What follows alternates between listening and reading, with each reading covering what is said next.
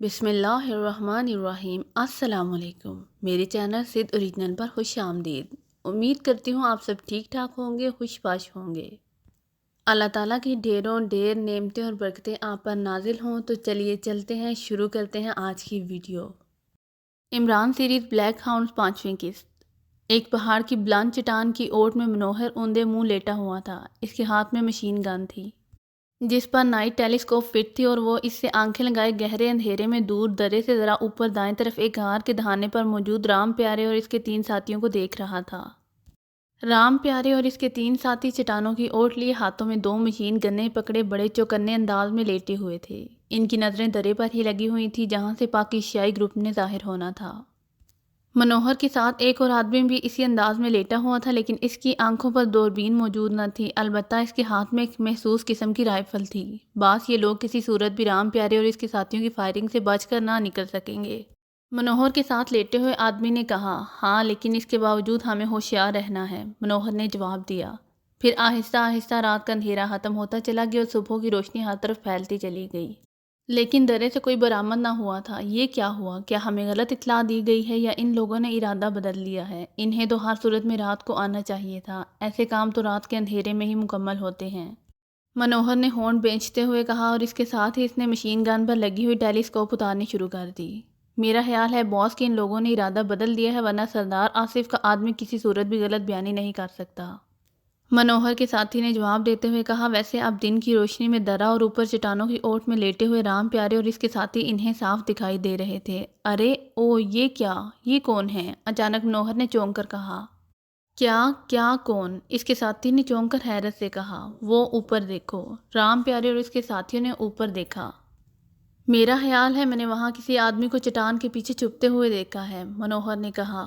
او یس باس، وہاں واقعی کوئی آدمی ہے۔ ارے واہ، یہ دوسرا؟ او یہ تو اوپر سے آ رہے ہیں، منوہر کے ساتھی نے آہستہ سے کہا، اور منوہر کے ہونٹ بھینچ گئے۔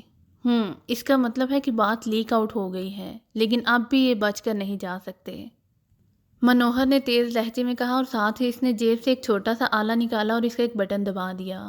ہیلو رام پیارے، منوہر بول رہا ہوں، منوہر نے تیز لہجے میں کہا۔ یس باس، اوور۔ چند لمحوں بعد اسے ایک آواز سنائی دی۔ ویسے بھی منوہر رام پیارے کے ہاتھ میں ویسا ہی آلہ دیکھ رہا تھا۔ رام پیارے، ہمارے ساتھ دھوکہ ہوا ہے، مخالف درے کی طرف سے آنے کی بجائے اس پہاڑی کی چوٹی سے نیچے آ رہے ہیں جس پر تم موجود ہو۔ تمہارے اوپر چھجے دار چٹان ہے، اس لیے جب تک وہ کافی نیچے نہ آ جائیں تمہیں چیک نہیں کر سکتے۔ وہ آہستہ آہستہ نیچے اتر رہے ہیں، تم فوری طور پر ہوشیار ہو کر پوزیشن لے لو، ان میں سے ایک بھی زندہ بچ کر نہ جائے، اوور، منوہر نے تیز لہجے میں کہا۔ او یس باس، آپ کہاں ہیں، اوور، رام پیارے نے حیرت بھرے لہجے میں کہا۔ میری بات چھوڑو، تم اپنی فکر کرو، میں تم سے کافی دور ہوں، اس لیے تمہاری والی پہاڑی میری مشین گن کی رینج میں نہیں آتی، ورنہ میں اب تک ان پر فائر کھول چکا ہوتا، اوور اینڈ آل، منوہر نے ہونٹ بھینچتے ہوئے کہا، اور آلے کا بٹن آف کر کے اس نے اسے اپنے قریب رکھ لیا۔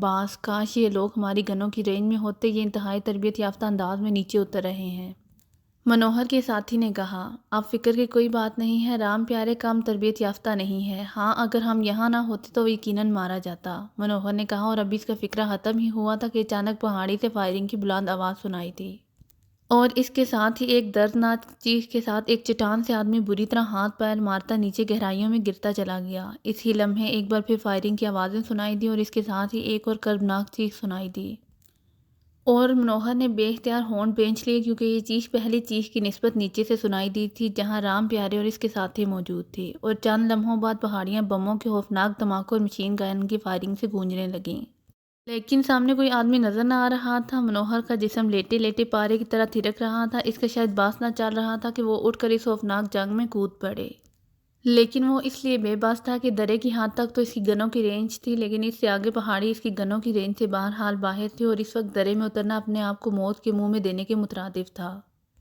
کیونکہ اوپر پہاڑی سے وہ آسانی سے ہٹ کیے جا سکتے تھے۔ فائرنگ اور دھماکے کے چند لمحے جاری رہے، پھر خاموشی چھا گئی، اور پھر منوہر نے ایک چٹان کے پیچھے سے ایک آدمی کو نکل کر بجلی کی سی تیزی سے دوڑ کر دوسری چٹان کی اوٹ میں چھپتے ہوئے دیکھا، اور ایک بار پھر مشین گن کی فائرنگ سے پہاڑی گونج اٹھی، اس بار کئی انسانی چیخیں بھی گونجی، اور منوہر ایک جھٹکے سے کھڑا ہو گیا۔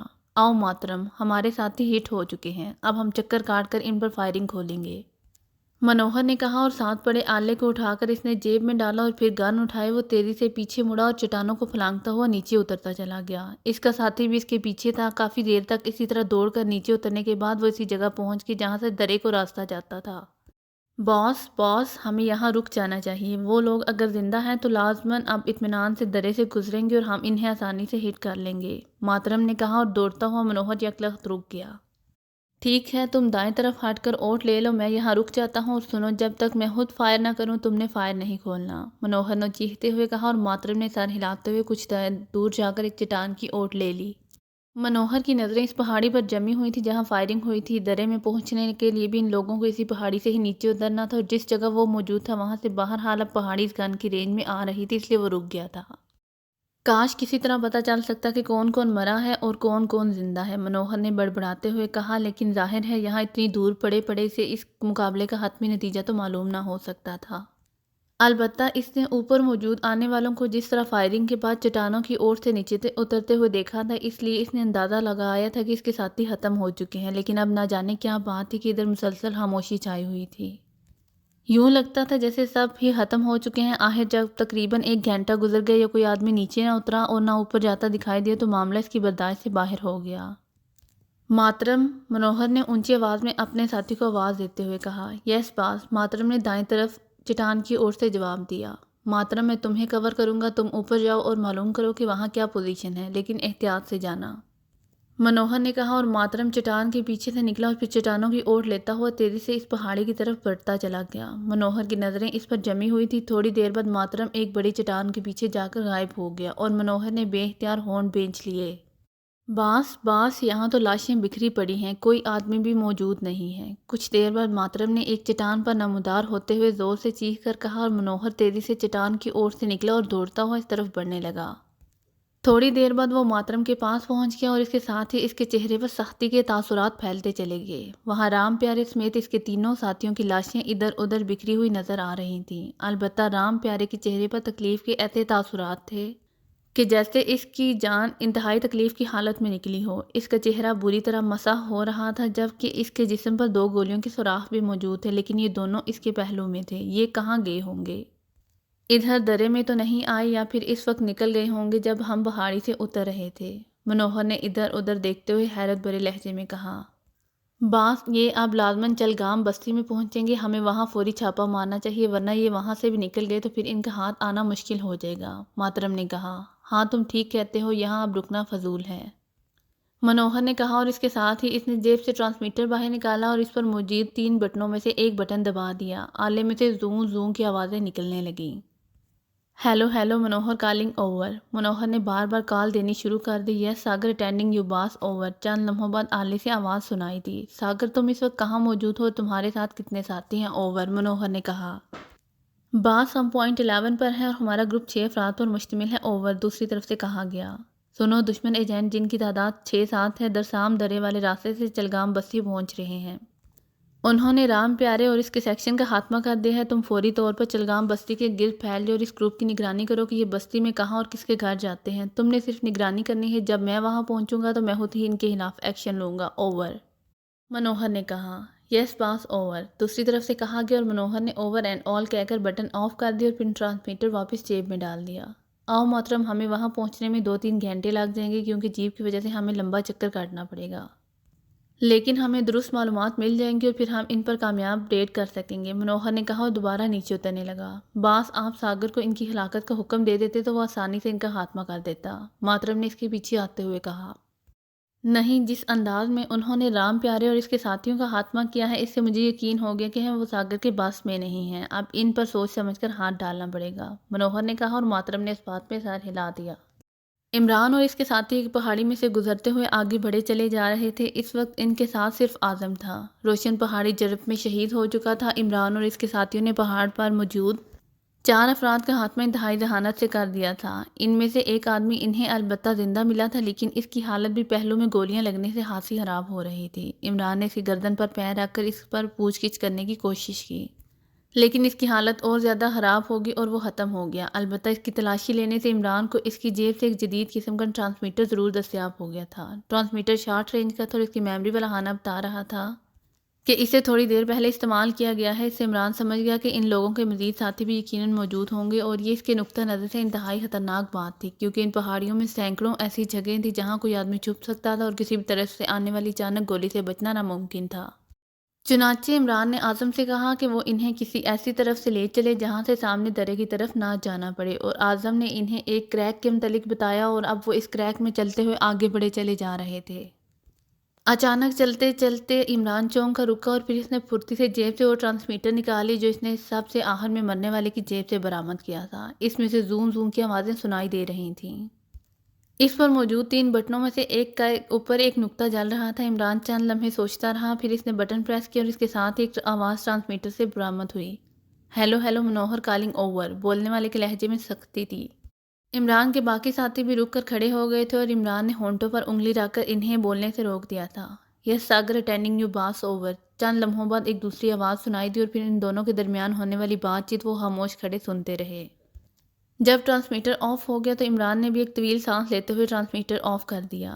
کیا ہم چلگام جا رہے تھے؟ عمران نے اعظم سے مخاطب ہو کر پوچھا۔ جی ہاں، پہلا پڑاؤ اسی بستی میں ہی ہوتا ہے، اعظم نے جواب دیا۔ اگر یہ ٹرانسمیٹر نہ ہوتا تو یقیناً اس بار ہمارے مارے جانے میں کوئی کسر نہ رہ گئی تھی۔ اس کا مطلب ہے کہ پہلے بھی اس منوہر نے اس رام پیارے سے بات کی تھی، اور یقیناً یہ منوہر کسی جگہ سے ہمیں چیک کر رہا تھا۔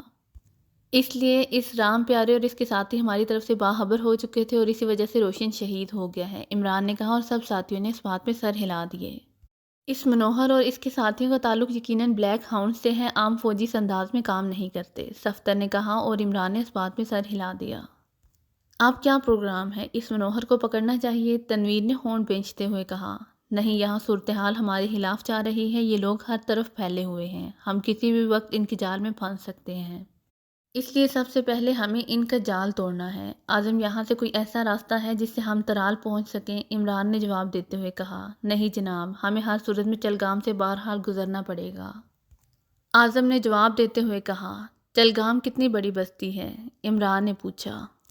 چھوٹی سی بستی ہے جناب، بہت چھوٹی سی، لیکن وہ ایسی جگہ ہے جہاں سے ہر طرف راستے جاتے ہیں، باقی ہر طرف انتہائی دشوار گزار پہاڑیاں ہیں، اعظم نے جواب دیتے ہوئے کہا۔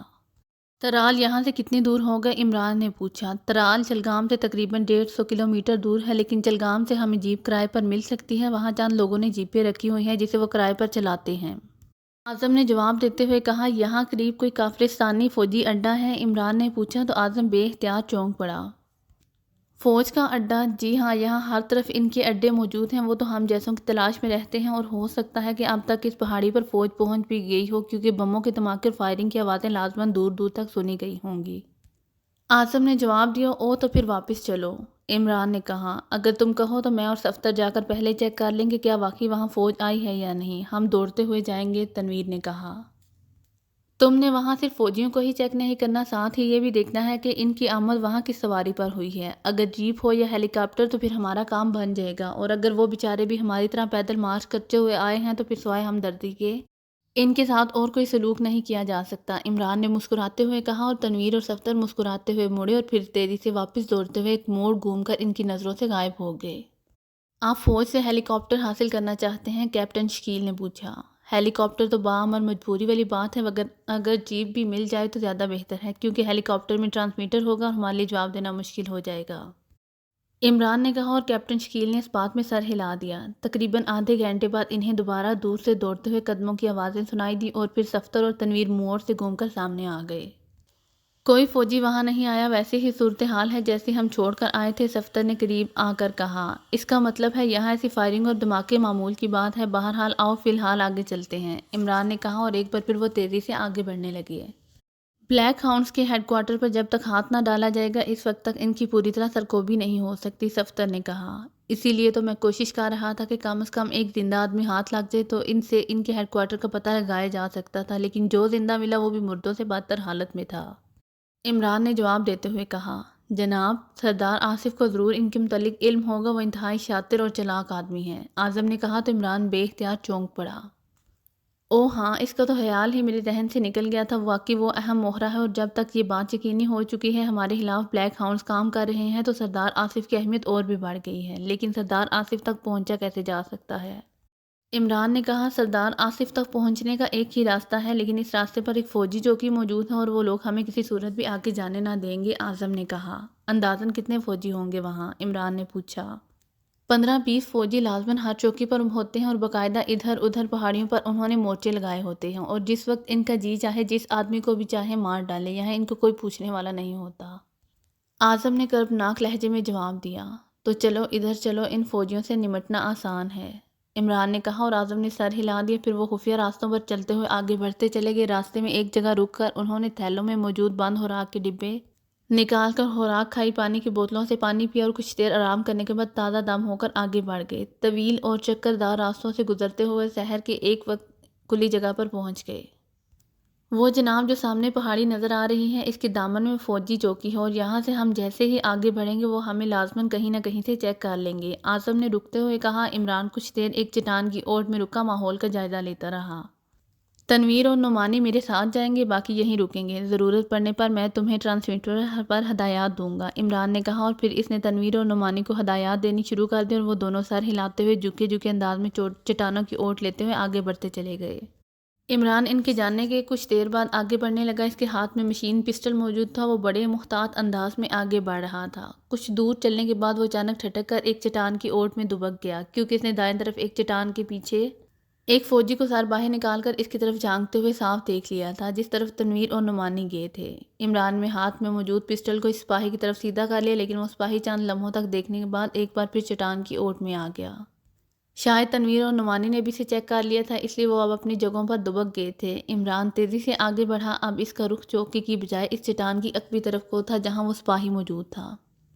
عمران کے قدموں میں تیزی آ گئی تھی۔ اونچی نیچی گھاس اور جھاڑیوں کی وجہ سے وہ زیادہ تیز دوڑ نہ سکتا تھا، ورنہ جھاڑیوں کی وجہ سے اس کی نشاندہی آسانی سے ہو جاتی، لیکن بہرحال اس کی رفتار پہلے سے زیادہ تیز ہو گئی تھی۔ اگر آپ کو میری ویڈیو پسند آئے تو please like, share and subscribe کرنا مت بھولیے گا۔ جزاک اللہ۔